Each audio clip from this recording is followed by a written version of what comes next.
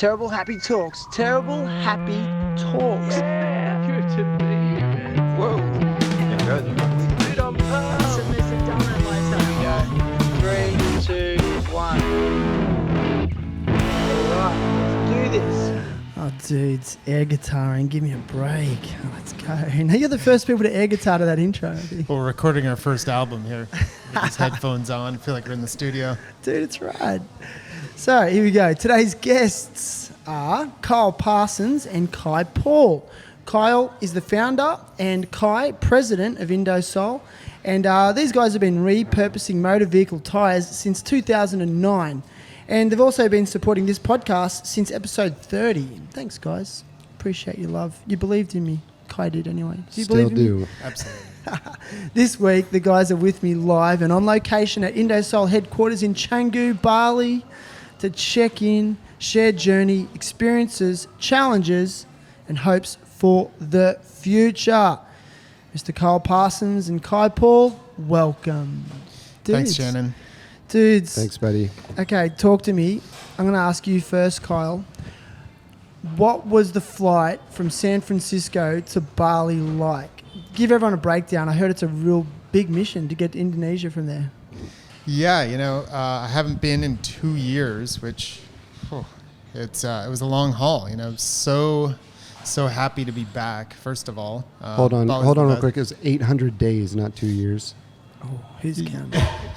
Yeah. Have you been counting days? 2 plus. It's 800 days without a smoothie bowl, Dude. as the way I put it the other day, which is a long ass time, and a fresh coconut. Nice. But yeah, the flight, a lot of things have changed. I mean, some airlines don't even service that old route that they used to. It used to be a hop, skip, and a jump, really, even though it was a long flight, but $750, stop in Taiwan and continue on. Since the war started, the plane tickets went through the roof. It's like $2,000. Yeah. So, kind of finagled my way over here with some frequent flyer miles and by way of Singapore, and a couple airlines later, here I am. Those challenges you mentioned, like as a businessman, how has it impacted on your ability to function in the way you were prior to lockdowns? Yeah, first of all, I think Indosole is a testament to, what doesn't kill you makes you stronger kind of mentality, and kind of surviving the pandemic times and just keeping the faith and the dream alive. We had to restructure a bunch of things and change up just the way we worked and reorganize. With Bali being closed, we needed to really turn towards the World Wide Web and hustle in a different way. But, it really helped us see the light in a variety of different ways, and just exploring new distribution channels, different avenues of getting our story out there. For example, being on your podcast and just taking alternative routes. But now that Bali's open, we're super stoked to have the shop flowing and being back in the mix. Were there some dark days for you though? Yeah, I mean, absolutely. Like we were, from the U.S. side of things, we were selling to some major retailers, and it's just like overnight, just turn off the switch. We had retailers calling us saying, don't ship, don't send us our order. We need to, put things on pause, and us saying, oh, well, we have like 2,000 pairs of sandals ready to ship you right now. Like, what are we supposed to do with them? They're like, I don't know, you figure it out. Wow. So, we had to shift and okay, we're going to sell these puppies online. And that was great, because then, the web business started lighting up, and, we sold every pair. But now we're kind of reshifting back into the normal ways of 2019, but taking all that we learned, through those times and applying it now in different ways, and just running the company is super lean and as organized as possible. So differently? Yeah, definitely differently. Definitely differently. I think conservatively, where we're, Kai and I are, we're wearing a lot of different hats. Everyone on our team is pivoting into different directions. So we're 14 people strong, but we feel like we're doing the work of probably 24 people. Yeah, wow. But it's positive. You know what I mean? Like, we're servicing our international partners. We're trying to get them what they need and keep their business healthy. Of course, working on the web deal, getting the story out there, and then, expanding our retail locations. Yep. what about you, Kai? Like, you've been holding it down in Bali for the last few years through those darker times. And then when I turned up this morning, you said, dude, you wouldn't believe it. Yesterday we had like our best retail day ever. Like ever? Since this store's been here? Yeah, recently this last month has been a revelation. People coming back to Bali, and I think that some of these brands, us being one of them, but there's some of these restaurant brands. People have been watching Bali and been curious about Bali from afar the last couple of years. So when they have come back, I think that they've kind of from afar shown respect or want to be a part of it, want to be a part of Bali. And for us, we're just really proud to have made it through some dark times, kept the shop open, kept our staff employed, and we've really grown stronger.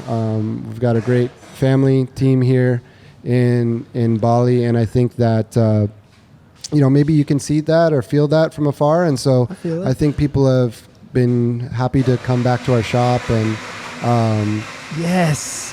Yeah, just for those, sorry to cut you off, just for those listening, like, we are in the Indosole store, and then there's also an attached cafe called Smoke. It's awesome, but they do have to make their smoothies, so it's okay. We can get over the sound. It's sweet. Anyway, so keep going. It's going to make a great smoothie bowl here at Smoke, right next door to Indosole here in Echo Beach. They do smoothie bowls? Yeah, great smoothie bowls. Actually, I'm lying. They just do smoothies. They don't pour them into a bowl, so it's in a glass structure. Right, okay. I'm ready. But I think what I was alluding to is I think that the people that have stuck around here in Bali are really going to be a strong foothold moving forward here in Bali. And I think, humbly, we've been able to stay open. And I think we've got a good opportunity to be a staple here in Bali moving forward. And I think that the last month has been kind of a testament, and we've been able to really strive. For sure, man. Describe this this location. So this is the original location of the brand? No. Okay, Yeah, well, give us some history there. This shop has been around for almost 4 years now. It will be 4 years in August. And this is our first flagship store. Actually, it's not our second. Not our first. It's our second. I'll let Kyle talk about the origins of the location of the brand. And actually, we did have a store in San Francisco previously before this one. Did you? Yeah. So what was the? Yeah. Let's go, Kyle. I want to hear it. Go. Yeah, I mean, turning back the clock to 2014 or so, we got this really cool vibey. It was an old church, and basically it was a Korean church in San Francisco, up by the beach, up by Ocean Beach.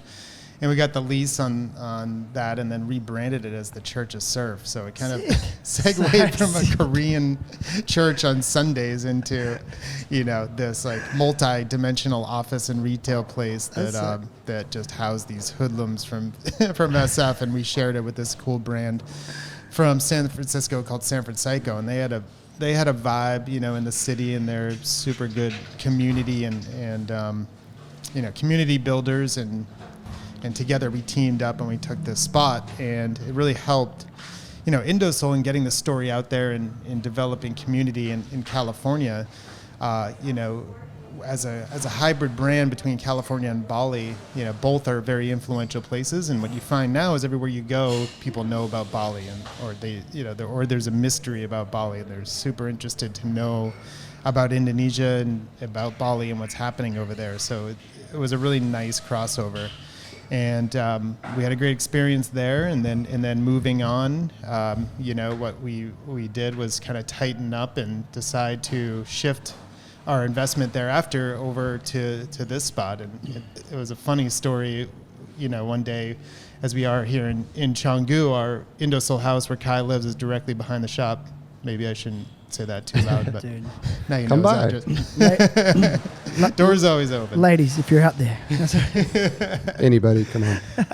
And Kai did a great job of building the relationship with the landowner who also owns this rice field and this property we're sitting on right now. But we're walking down the gong or the driveway one day, and we see these guys digging a hole with a shovel. We're like, it's like shoveling some dirt. And we're like, hey, what are you guys doing here? What are you guys digging? They're like, oh, we're making a building. We're building a building.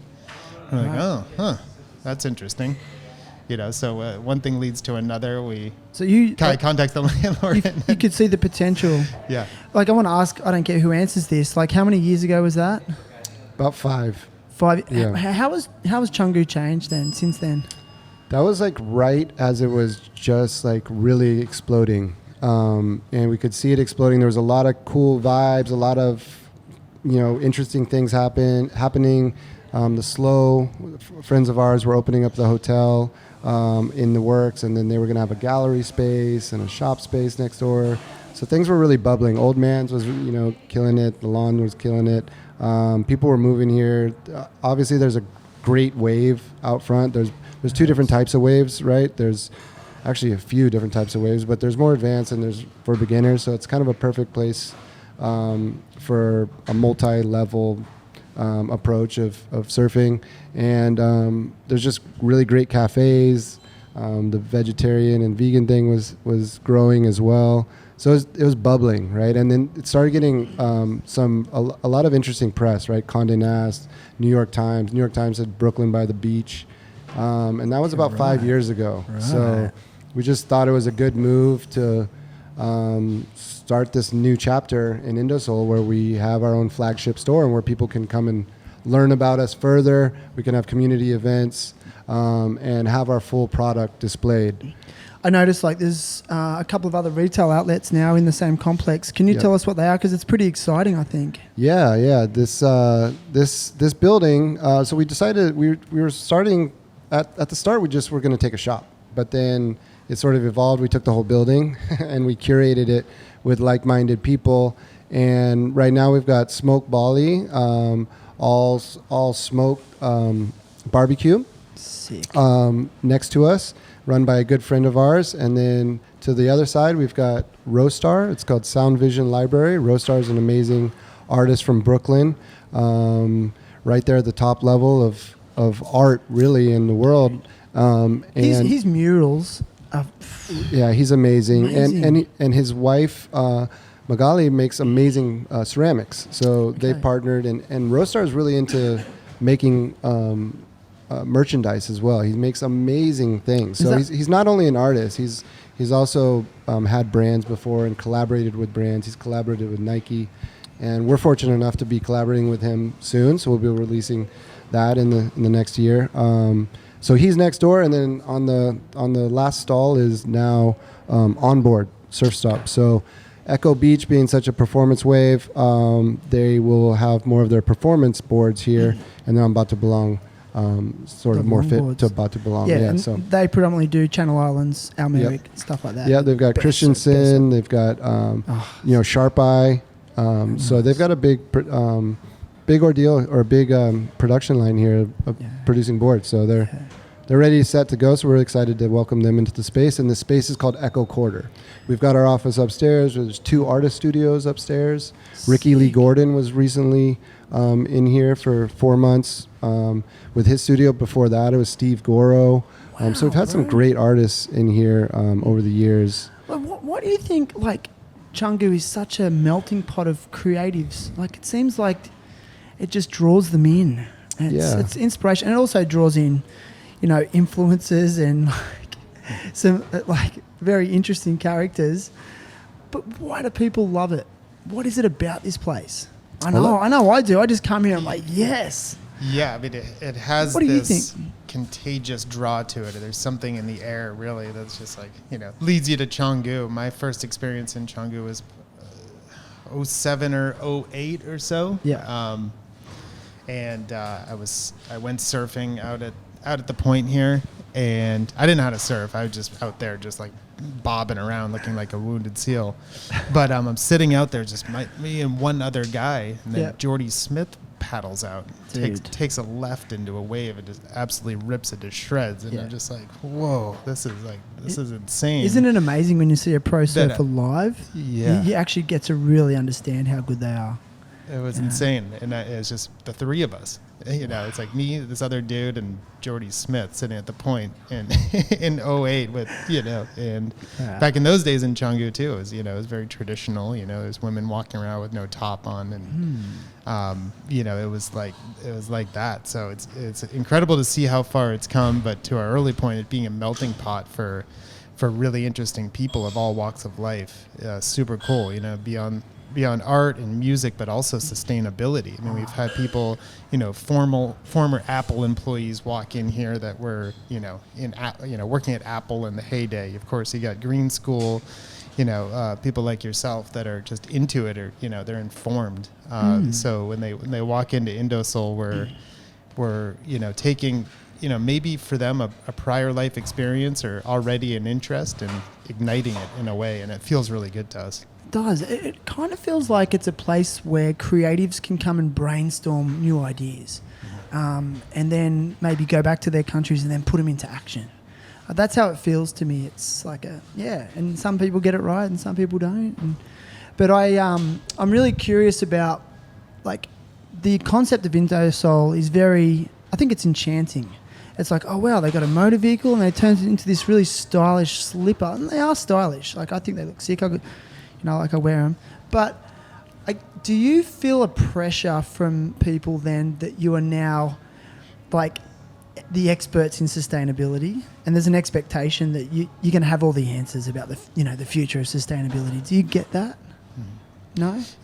I mean, yes and no. Yes and no. Kai's sometimes. We're here to to educate people as much as we can about about the problem that we're just want to be a part of. We're just one element of in helping to try to solve one of many environmental issues that are out there. But there's so many different little parts of Indosole that I think that grab people, whether it's the style and you just walk in like, those slides look dope, I need a pair of those. Yeah. Or you want to, you're here for the recycled tire sole, or perhaps you're a vegan and you're into, no leather in your sandals. So it's just those different touch points that we feel that we can, provide, or we aim to provide. Dude, really quick, go back to how you came up with the original concept. That story, I love it. Just tell it again. You're in Bali on a holiday. Yeah, my dad had been coming to Bali since 1982, and probably staying in Kuta, where, most expats would, it was dirt roads back in the day. And so I grew up with a curiosity about Bali. I grew up in the U.S., but I always wanted to go. I wanted that experience. I knew I would like it, and just what I had. So when I got here, on a family trip, I was just blown away. It's just, wow, this is cool. Everything from the food and the culture and the art and a barong mask or whatever, the things are that grab you, that are interesting about Bali, captivated me. Along the way, I was walking down the street in Seminyak, and my sandals at the time broke, the thong pulled out. And standing on the side, you had a blowout. In Australia, we call it. We say that's when your plug, your pluggers blow out. It's a big issue. For sure. A blowout on the streets of Seminyak, and the streets are dirty. So I'm sitting there, I'm barefoot, and I need a solution. What am I going to do here? I got to figure this out. So I just popped into a boutique, and I found this kind of vibey, cool pair of sandals that had a natural grass weave on top, and that's what I was looking for. I was like, oh, I want something that's very Bali. I wasn't going to buy a pair of Havaianas, no offense, or any other brand. I wanted something soulful, right? When I flipped it over, it had a tire on the sole. It was a motorbike tire. Sick. Look out the window, thousands of motorbikes flying by, made the connection. It's like, okay, wow, this is so resourceful, so cool that Balinese people, use these motorbike tires and made it. I was like, oh my God, I can't believe it. But on the other hand, I was like, whoa, these things are 3 inches thick. They don't look comfortable. These things are like paperweights, but I'm going to try to wear them anyways. I did. Yeah. They cut me to shreds on my feet, but it's just the concept is this is so cool. What if there was a brand based around this? And then I brought, my sandals home to California, started showing to all my friends, started doing a little bit of research about tire pollution. Found that tire pollution is actually a problem. Tires never decompose. Technically, that first tire is out there somewhere.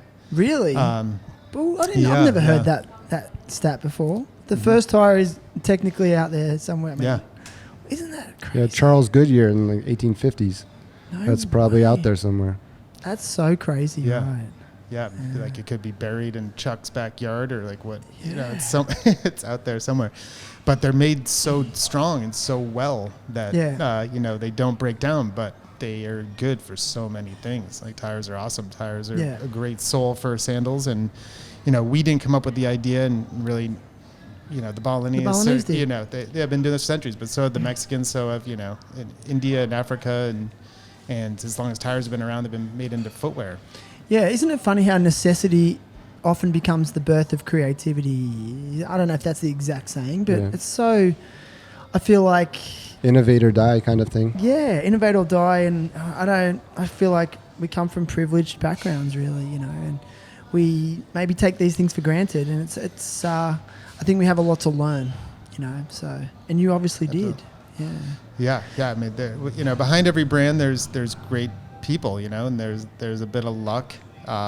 And for us, it's been sheer determination and passion. We bleed with passion with this brand, and it's been a roller coaster ride. I'm so fortunate to meet Kai at a trade show in California.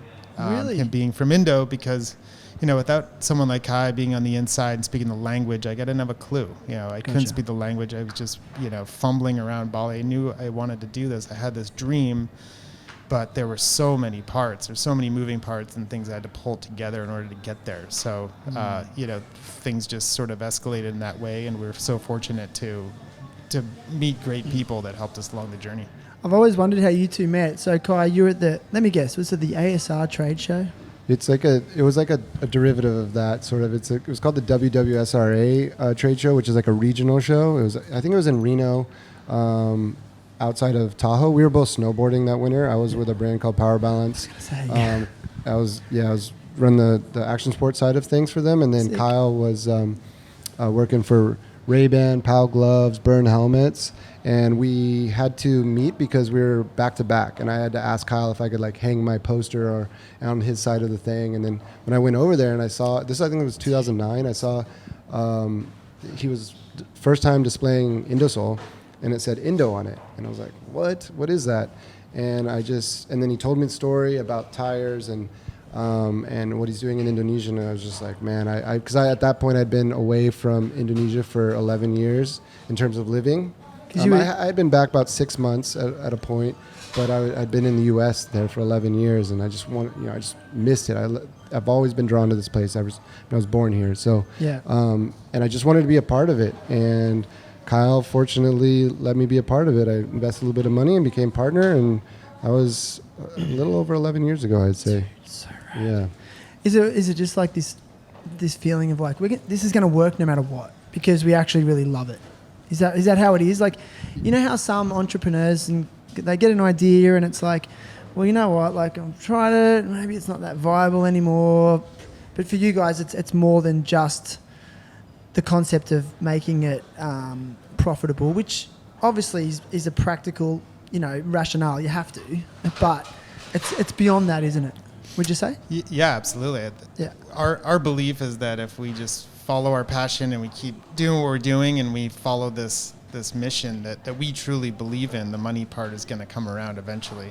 Yeah. If we do it the other way around and you say, I want to build a sandal brand that I'm going to sell in 3 years, it's probably not going to work because you're not fully vested in it, emotionally and and nothing but financially. So for us, it's been adapting and changing and developing. Pivoting. And also, I think it's a little bit like, persevering.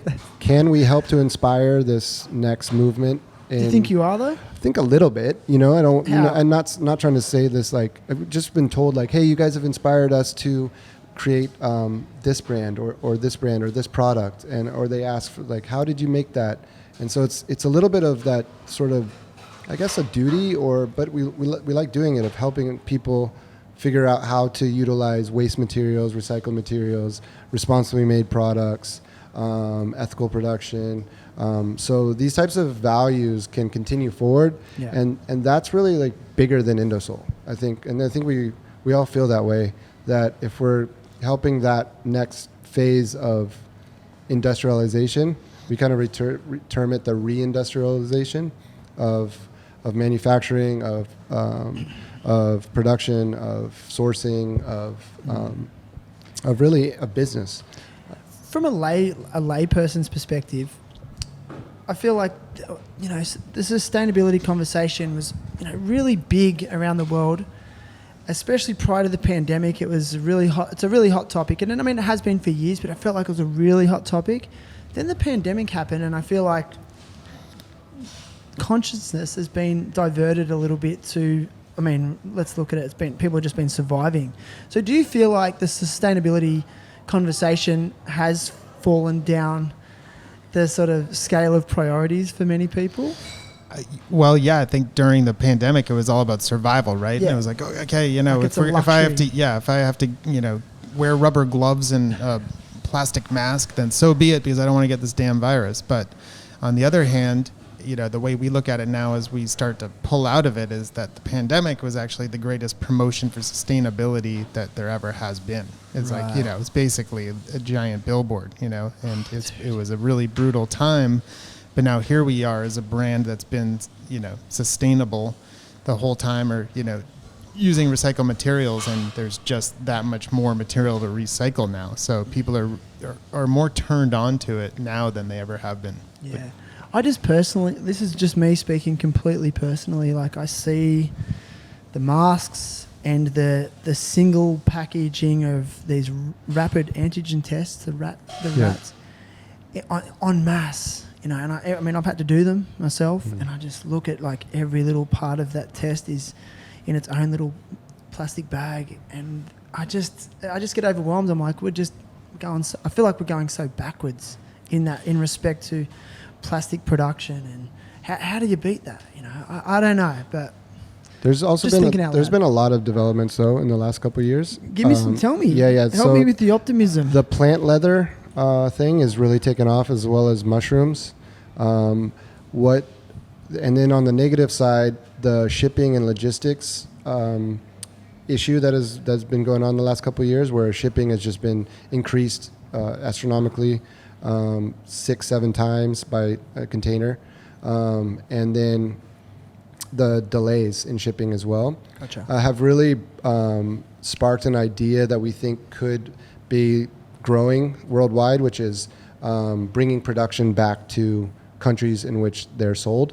So, for example, you know, instead of outsourcing all of the manufacturing, potentially manufacturing will be moving back to these places where the items are sold. Yeah.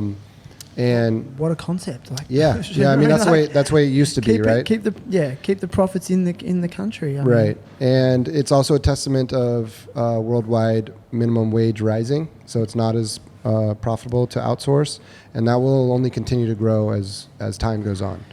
Yeah, I mean, as a business though, like, how hard is it to keep those ethics when, you know, you're surviving a pandemic and things are really tight and you need to outsource to survive? Like, how hard is it to maintain those ethics in business? Well, it's all a process, and it's progression forward. So keeping your values and your mission in sight, and sometimes you're going to have to sacrifice and lose some battles to win the ultimate war. And that's, I think, what happened with COVID is that was a battle that potentially we had to lose to win the ultimate war in the end, because as Kyle said, there's also been a lot of awakening about how much waste there has been over this time period. It's not that people aren't aware of it, it's just that it has happened. It's been highlighted, right? Yeah. Hey, what's this, man, behind me? So what are you doing here? Yeah, so what is this? I'm looking at like a basket full of old flip-flops and shoes and sandals and stuff. Yeah, well, so that's an interesting development that's happened over the pandemic during COVID times here in Bali, is this organization called Sungai Watch. The founders are the Binchagibs, Sam, Gary, and Kelly, and we're really close with that family, and they've done a great job of protecting the waterways here in Bali. So all the trash that gets illegally dumped and ends up in the river will eventually lead to the ocean. Yeah. Well, they've made barriers in over 100 rivers in Bali now that will stop this trash from getting to the ocean. Now, when they get that trash and they bring it to their collection facility and separate it, they've found that about 8% of those are sandals, old flip-flops. 8%. Yeah, which is a large amount, and it adds up to tons and tons of sandals. So we've partnered with them, and and Lena Klaus actually made this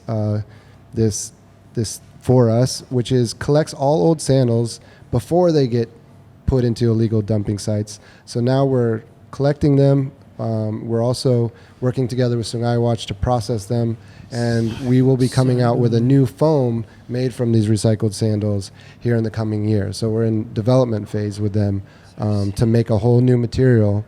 And the soles, the rubber soles, we're now recycling into new rubber. So we're expanding beyond tires coming up. This actually will be launching on Saturday the 30th, so maybe right around when this is released or maybe right before, here at the flagship store in Echo Beach, our new sneaker sole collection, which we're taking we're taking discarded sneaker soles, either defects or thrown away, and we're recycling that white rubber. Right. So now we have white soles. Sick. I noticed some of those on the shelf. And we're launching an orange sole as well. And they're made from, so you're repurposing old sneakers? Yes. So it's not just tires now? It's not just tires now. It's our next development in rubber recycling. Did you guys have to, Kyle, did you have to establish the manufacturing equipment for this? Did you have to make that or design it? No, I mean, so we've been fortunate to find partners, so, we couldn't have done this on our own, but it was also an evolution of process, right? So what started off as hand cutting tires. So the brand began just finding motorbike tires on the side of the road or in a field, and then bringing this facility where we had Balinese artisans cutting them, them by hand with tools, cutting motorbike tires, trimming them down, and then turning them into the soles.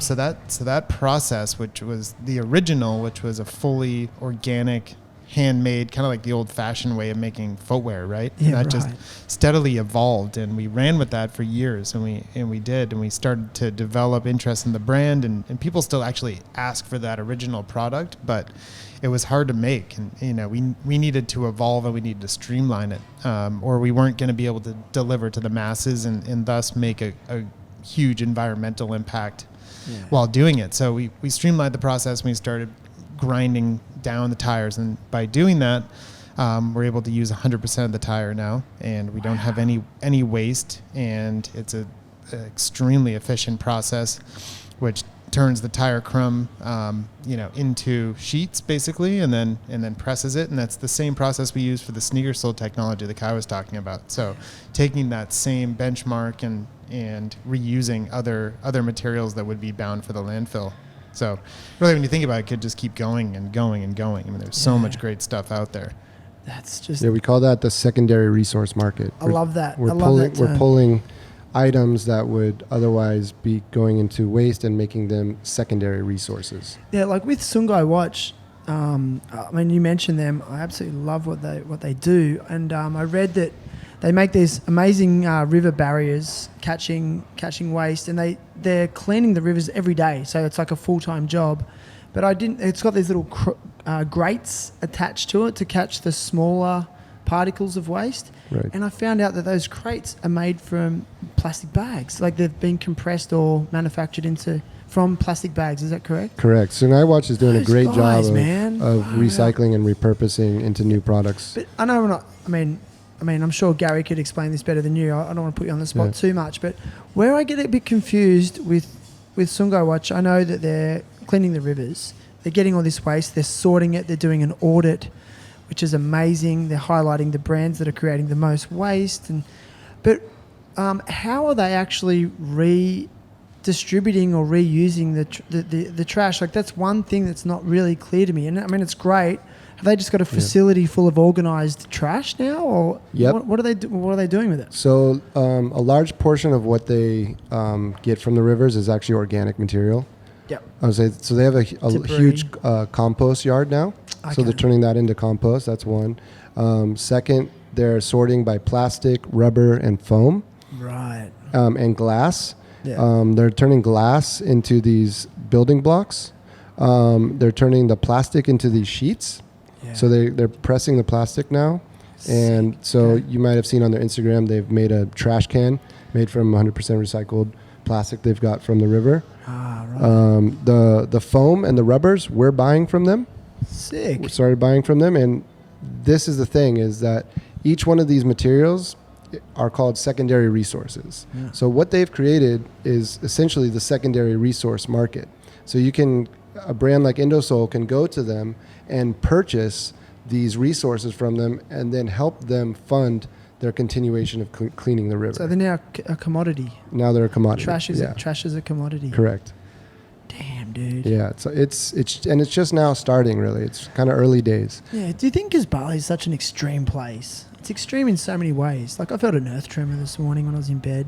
All the windows were shaking a little bit. Did you guys feel that? It's extreme. The traffic's extreme. The waves are extreme. The trash is extreme.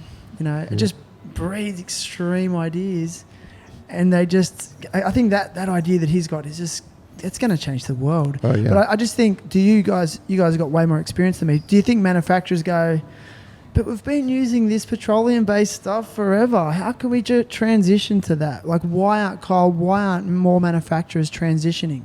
Is it purely profit? Yeah, I think that when you look at big corporate machines, it's about the bottom line. Yeah. They have a hard time changing and adapting and accepting the reality that they need to change. And it's just look at oil versus electric. The oil industry is very well aware that we need, as a world, to go towards electric. Yeah. But there's a lot of money in greed. What can you say? Yeah. But we do have the faith that things are going to go in that better direction. That time will tell, and every step, every day, there's progress being made. Yeah, for sure, man.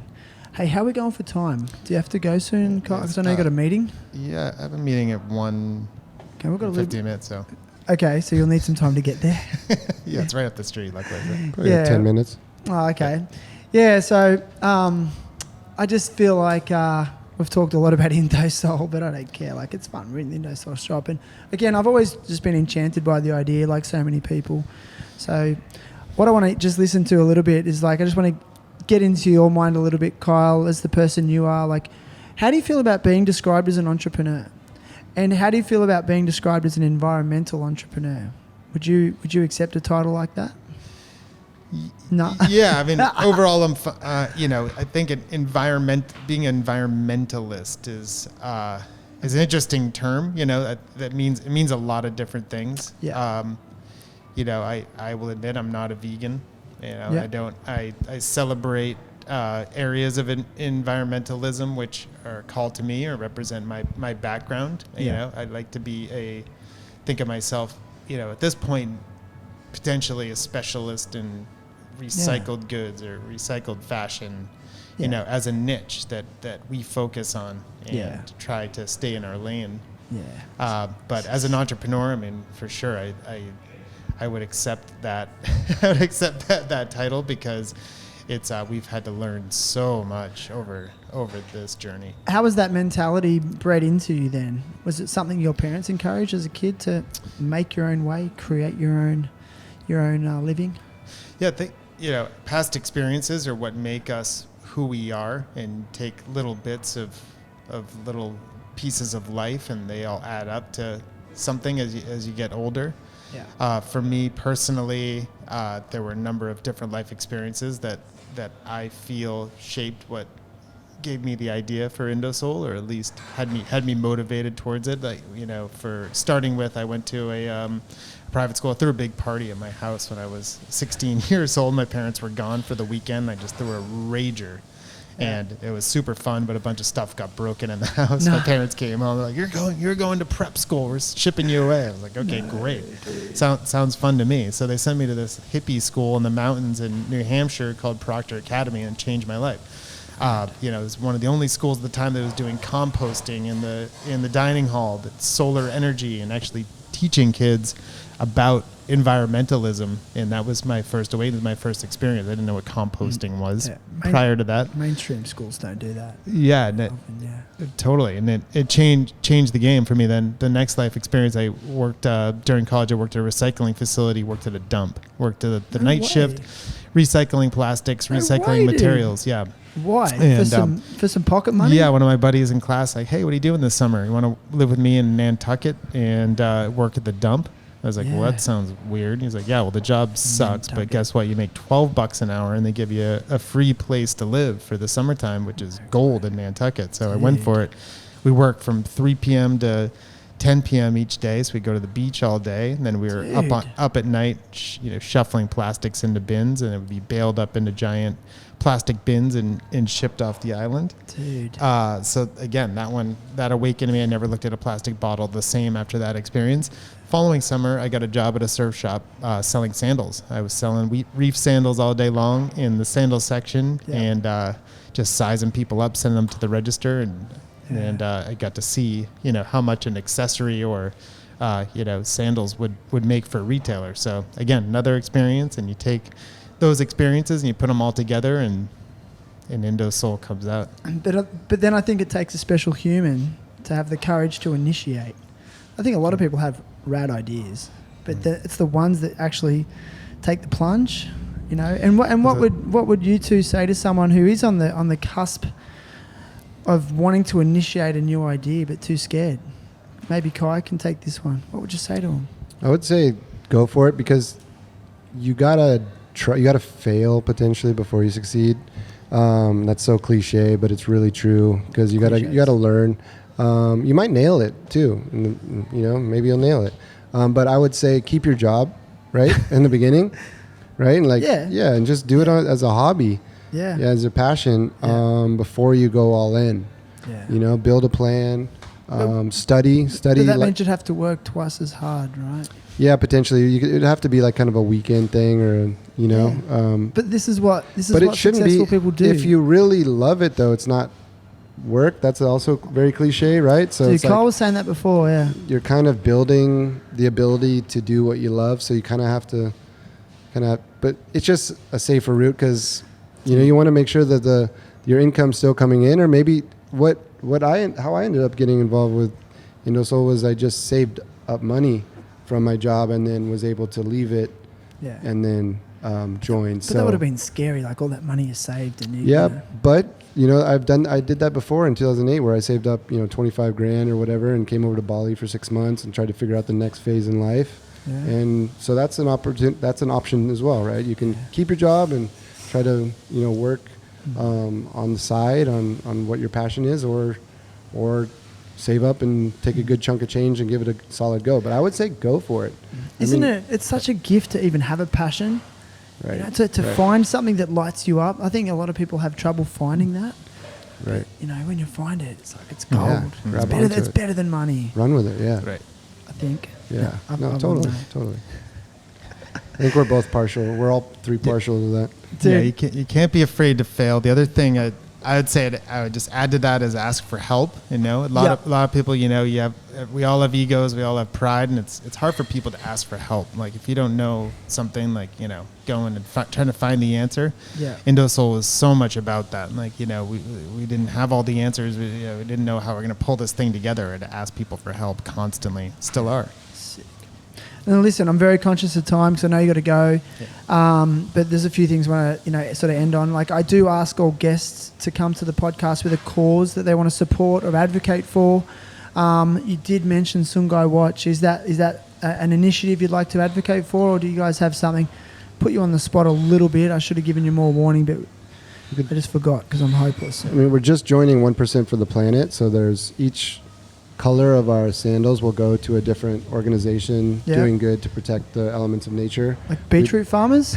Beetroot, that's actually a seasonal product, so that's a renewable product. So we're going to be supporting protect our winters with this product. Okay. And so there's actually 7 organizations that we'll be working with through 1% for the Planet. But since we're doing this podcast here in Bali, let's go for Sungai Watch. Sungai Watch? We'll be partnering with them on recycling their foam. So Okay. Great. but So yeah. what we'll do is if so get onto Sungai Watch's website, go and check them out, see how you can be involved, see if you can donate money. I'm sure they would accept that kind of stuff. But I also am very aware that they are looking for humans on site, humans to help out. You know, get into those rivers and do something that's really making a difference and enriching, because they need people power. Correct? Yeah, man. Good one, bro. Yeah. Listen, I think we're done almost. Well, No. we're almost done. Listen, if you've got to run, we can end it up now. Or? Yeah, it's all good. Thanks so Okay. much for having me, Shannon. Dude. It's such a treat to meet you in person and to be a Likewise. part of this. And thanks for all you do. Thank you, sir. You're the man. If you want, we'll keep going. If you want to just put that, you can sit that Peace, there, y'all. and See you you, better KP. run to your meeting. Like, no, just leave it on. There you go. Dude, later. Yes, Kyle. High five. We'll go Knuckles. Yeah. I'll see you soon. We'll catch up for a coffee soon. It's just me and you now. Do you want to rap again? Go. No, I'm just kidding. Yeah, so we got the what do you want me to rap about? Name a topic. Crowd's ready. Crowd's crowd ready. ready. No, just- Yo, the ones. The ones and twos. I'm just kidding. Are you a rapper at heart? No. I mean, I moonlight as a freestylist. Do you Really bad freestyle. Do you really? Yeah, I've got a chicken wing song. It's Have all you? about chicken wings. Yeah. How good are chicken wings? Yeah, I am goring, you are boring, caught you snoring. Sick. Do you want to Change beat? the flooring. Do you want a beat for that? I don't think I'm ready. I don't think I'm ready I for think that. I think Let's you're ready. No, I had a Let's try it. Let's hip try hop. I had a hip hop guy on. Go. it. Yo, chicken wing, chicken thing. That's my thing. Chicken wings and all it brings. Chicken stop. Now drop. Shake it to the flow. I am goring, you are boring, cut you snoring, switch the flooring. I am Lalapan up in Babakan. I'm the one, get it done. You done? That's it. Yes. Love it, man. I love it. Just kidding. Now that's rad, dude. Are we done here? Well, I just want to welcome you to a new initiative that we are starting at Indosole, and we're picking out some people that we really admire and are inspired by, and will that inspire us to continue this journey and create responsible footwear. We're calling this the Good Human Project, and we would like we're asking you to be a good human. Oh, dude. And so we've got a postcard and a sticker for you, and want to make sure that you always have our newest product available, and coming out with some new products. You've got our new product here, the burgundy, which you've labeled beetroot. We might need to change it to the beetroot. Dude, you got to get me to your marketing meetings. Yeah, right. That's right. And so yeah, we'd really love to highlight you and bring you into the community further. So Man, thanks, bro. thanks for all you do for Indosole, and we're really happy to be a part of this podcast. Likewise, so man. Thank thanks- you, sir. And thanks to everybody for continuing to listen to Shannon. He's got such an amazing voice and amazing mission and amazing people that he's associated with. So big thanks to all the listeners as well. Thanks, man. Thanks for For sure. believing in me. For sure. Appreciate you, dude. For I love sure. you. Let's go get some lunch. Sounds good. All right. And a big shout out to photographer and new friend from Bali, Onok. Thanks, Onok. You're a legend. All right. Stay safe, everyone, and love from Bali. You.